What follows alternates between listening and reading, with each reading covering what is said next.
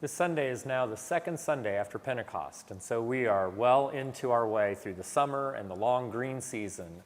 And we read a lot of stories throughout the summer that have to do with Jesus' teachings and some stories from the Old Testament that relate to those teachings, and a lot of the things that we don't get to read while we're going through the proper time of the year, where we're following Christ's life from birth to resurrection. So this Sunday, they throw us right into the thick of things. We get the fall from the Garden of Eden, and Jesus dealing with some very thorny questions about authority. And those two things really have a dialogue that go on between them. And the idea that Jesus says, anyone who follows me is my mother, my brother, or my sister.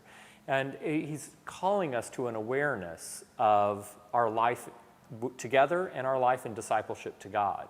And those, of course, are the exact themes of the fall in the Garden of Eden.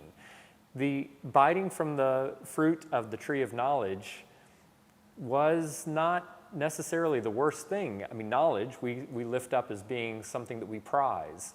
And yet, knowing how to use that knowledge and using that knowledge in service to others and in following God and Christ Jesus is really the greatest call.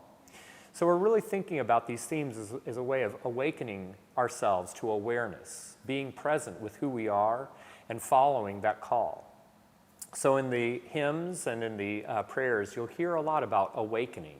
And we'll start right off at the beginning of the service with our opening hymn, "Awake, my soul, and with the sun, thy daily stage of duty run."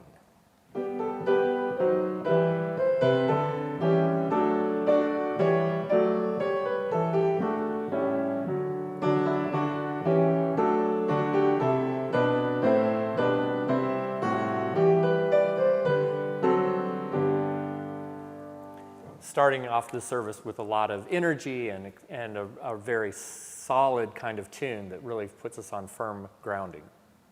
As I say, as we go through some fairly difficult readings, again, thinking about this idea of being awake and being aware, really knowing who we are in Christ.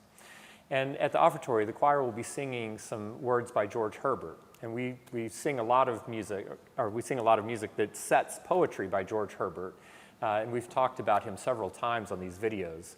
He probably pronounced his name Georg Herbert. He was a Church of England clergyman way out in Wales, and wrote some of the most extraordinary and beautiful Christian poetry, devotional poetry. This is an anthem that I actually composed for the service here at St. John's when I was still very new, when my daughter Elizabeth was baptized. And the text is matins, and the idea is that as George Herbert was going from the rectory across the street to the church for morning prayer, or matins, he was thinking about waking and being aware of the world around and who to give thanks to. So the music is the poetry is delightful, and with the music I tried to have that sort of winsome kind of character, that it would be very free and expressive, but have a lot of freedom to it.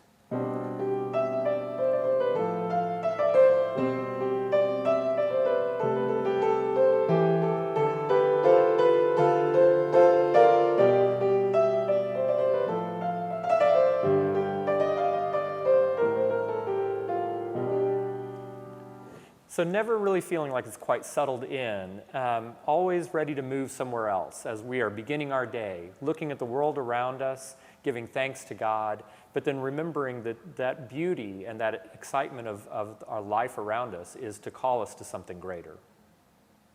At communion, those themes of being aware, of being awake, are very present there as well. The choir will sing a setting of some words by Horatius Bonar, "Here, O my Lord, I see thee face to face." Again, talking about being really present in the moment. And this is music for this text written by the composer Eleanor Daly. It starts off with the choir singing kind of a hymn in that sort of harmony, four-part texture.